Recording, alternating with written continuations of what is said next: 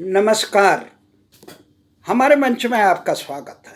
आज चर्चा का मुख्य विषय है कि देश में कैसी सरकारें होनी चाहिए, कैसे जनप्रतिनिधि होने चाहिए, एक जनता को किस प्रकार इस देश को आगे बढ़ाने का काम करना चाहिए, देश में लोकशाही की स्थिति क्या है।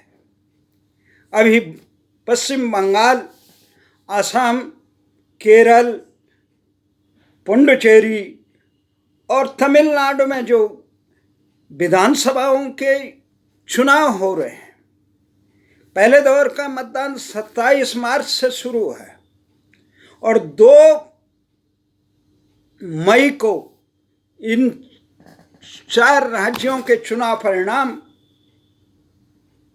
सामने आएगा। देश का हर जागरूक नागरिक के दिलो दिमाग में एक सवाल है, आखिर कौन बनाएगा सरकार। खासकर बंगाल में जिस प्रकार से ममता बनर्जी और भारतीय जनता पार्टी में जबरदस्त सत्ता संघर्ष चल रहा है। ममता बनर्जी साम दाम दंड भेद करके जिस प्रकार से उन पे चोट लगने का जिम्मेदार उन्होंने भारतीय जनता पार्टी को बांटा। चोट लगी उनकी असावधानी से और जिम्मेदार बताया विरोधी दल को। वहीं भारतीय जनता पार्टी बंगाल के विकास में सबसे बड़ा अवरोधक इस समय तृणमूल कांग्रेस को मान रही है और यहाँ तीसरी पार्टी में मजबूत धड़े के नाम पर कभी वर्षों तक शासन करने वाले वामपंथी दल और कांग्रेस भी एक तीसरा मोर्चा बना के। पर अनुमान यह है कि भारतीय जनता पार्टी और तृणमूल कांग्रेस में कांटे की टक्कर है। वही आसाम में है। आसाम में ये सवाल हो रहा है कि भारतीय जनता पार्टी जो पिछली बार वहाँ सत्तासीन थी, क्या वो इस बार अपनी सत्ता को बरकरार रखेगी या कांग्रेस नागरिकता कानून के नाम पर जनता को गुमराह करके फिर सत्तासीन होगी। तो ये जो सवाल है, केरल में वामपंथी दलों का मजबूत, क्योंकि वहाँ पे विपक्ष में कांग्रेस वो धारदार विरोध नहीं कर पाया। कांग्रेस की मजबूरी है। राष्ट्रीय परिप्रेक्ष्य में जहाँ भारतीय जनता पार्टी के खिलाफ संघर्ष में वामपंथियों के साथ खड़े होती है, बंगाल में साथ है, परंतु उसे केरल और अन्य राज्यों में वामपंथियों के विरोध में चुनाव लड़ना, तो ये द्वंद्व में फंसे हुए हैं। तमिलनाडु में ये पहला चुनाव है करुणानिधि और जयललिता के बाद कई दशकों बाद ये पहला चुनाव है जो वहाँ के बड़े छत्रपों की छत्र छाया से दूर होकर चुनाव लड़ा जा रहा है। तो ऐसे माहौल में लोगों के सवाल में दिमाग है, किसके कंधे पे होगा ताज। सवाल आज अभी इसी दौरान 4 राज्यों के चुनाव में भारतीय जनता पार्टी के आला नेतृत्व को अपने मजबूत गढ़ उत्तराखंड में, जहाँ 70 में से 56 सीटें भारतीय जनता पार्टी के पास थी, वहाँ उन्हें नेतृत्व परिवर्तन करने के लिए विवश होना पड़ा। और तो पूरे देश में एक संदेश किया, जब मोहम्मद की सरकारें चलाने में कांग्रेस भारतीय जनता पार्टी असफल है, वो जनादेश के सम्मान नहीं कर पाती, जनता की अपेक्षाओं में खड़ा नहीं हो पाती है, तो कैसे भरोसा करे कि दूसरा जो 1 साल के लिए भारत बने हुए हैं वो जन आकांक्षाओं को साकार करेंगे। तो अब सवाल ये है कि सरकार किसकी बननी चाहिए। आम मतदाता जो विकास कर सके, जन आकांक्षाओं को साकार कर सके, देश और प्रदेश के सम्मान और उसके आर्थिक हितों के साथ जनता को सुशासन दे सके, जनता को रोजगार दे सके, विकास के पथ पर अग्रसर करते हैं, उसे वो कहते हैं जवाबदेही हो। परंतु भारत में दुर्भाग्य ये है, आज़ादी के 74 साल हो गए हैं, और 75वां वर्ष बहुत जोश खरोश से मनाने की तैयारी चल रही है। पर देश की हालत ये है, देश इन अंग्रेजों से मुक्त होने के बाद देश के पास अपना नाम तक इस देश की तमाम सरकारें नहीं दे पाई।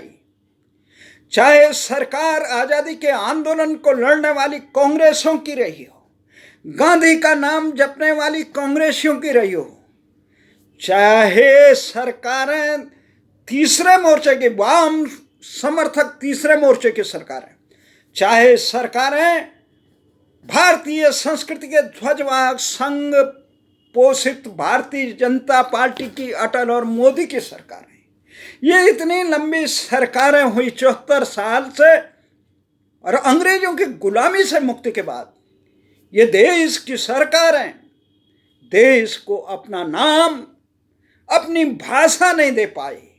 उन्हीं अंग्रेजों द्वारा थोपा गया हुआ नाम यहाँ इंडिया, जिसे वो हिराकत में कहते थे, जिसे वो कहते थे इंडियन और ब्लैक डॉग, कुत्ता, इस स्थान पर, इस रोड पर उनके समीप आने की प्रतिबंधित है।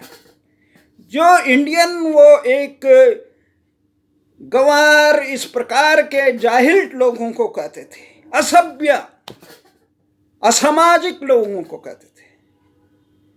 तो उन इंडिया का नाम जो अंग्रेजों द्वारा थोपा है, उसको भारत की हुक्मरानों ने देश की छाती पे कलंक की तरह छिपा रखा।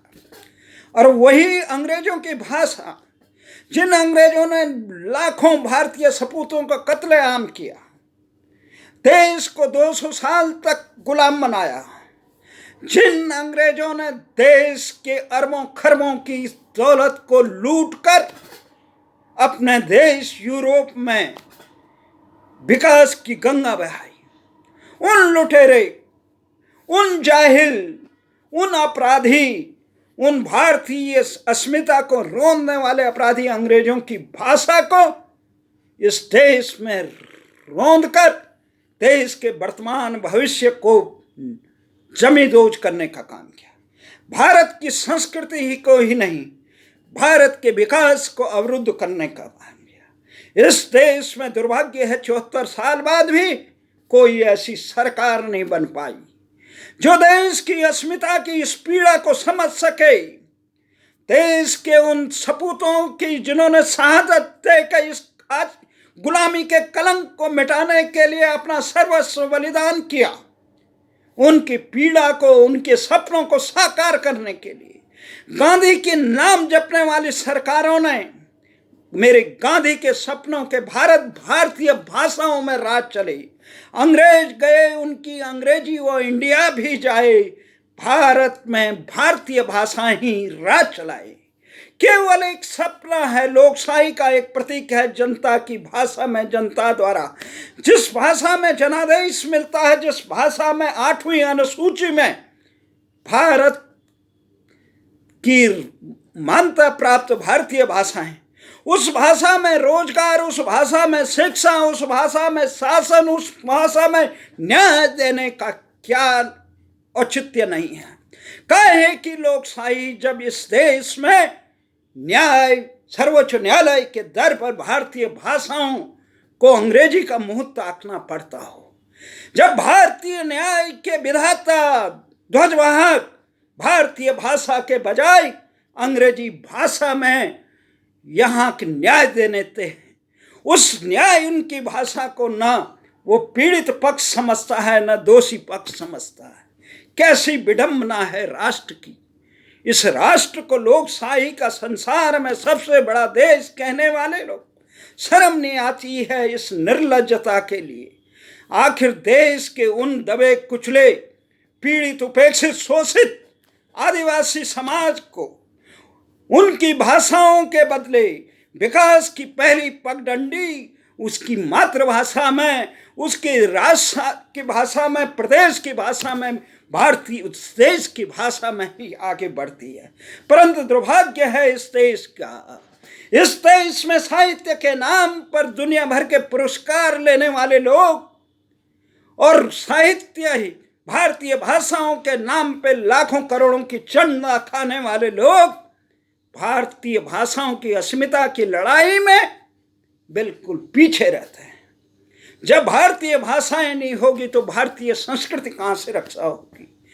अभी प्रोफेसर मध्य प्रदेश से प्रोफेसर ललिता जी ने हमें ट्विटर पे कहा कि कैसे होगा इस देश, तो हमने कहा एक ही है, या इस देश में कोई भारतीय भाषाओं का सपूत और उनका दल जो मर्म जानता हो, जो इंडिया के कलंक को सर माथे पे लगाने की जिसमें ममत्व न हो, जो कलंक को मिटाने की क्षमता रखता हो, मां भारती के साथ न्याय करने का जज्बा हो, जो निस्वार्थ और अपने दुराग्रहों से मुक्त होकर भारतीयता के लिए समर्पित हो, ऐसी सरकारें चाहिए। ऐसी सरकार नहीं जिनके हर काम पे India rising now shining now, जिसे गौ माता के कत्ल का कोई दर्द न हो, गोमांस का जहां व्यापार करने की जहां छूट मिले, इस प्रकार की सरकार आनी चाहिए। दया अहिंसा परमो धर्म, यहाँ जीव और जीने देने का अधिकार वाली सरकारें चाहिए। यहाँ राष्ट्र की अस्मिता, पाकिस्तान और चीन ने भारत की हजारों वर्ग किलोमीटर जमीन कब्जा कर रखी, पर भारत की सरकारें पाकिस्तान और चीन को आतंकी और दुश्मन देश घोषित नहीं कर पा रही है, उनसे संबंध नहीं तोड़ पा रही है, उनको इस चीज के लिए विवश नहीं करती है। तुमसे वार्ता तब होगी, पहले तुम हमारी लूटी हुई जमीन वापस दो, हमारी जो जमीन पाकिस्तान और चीन ने छीनी है उसे वापस दो, तभी देश के लोगों को ये होना चाहिए, जो सरकारें ऐसे दे उस सरकार को राष्ट्रवादी सरकार को बनाए। उसके लिए साम दाम दंड भेद किसी भी प्रकार से राष्ट्र विरोधी तत्व लोकशाही की आड़ में देश की सत्ता में आसीन न हो। इस प्रकार का कर्तव्य देश के हर नागरिक को करना चाहिए, हर संगठन को करना चाहिए। राष्ट्र विरोधी ताकतें चाहे वो अमेरिका में बैठकर या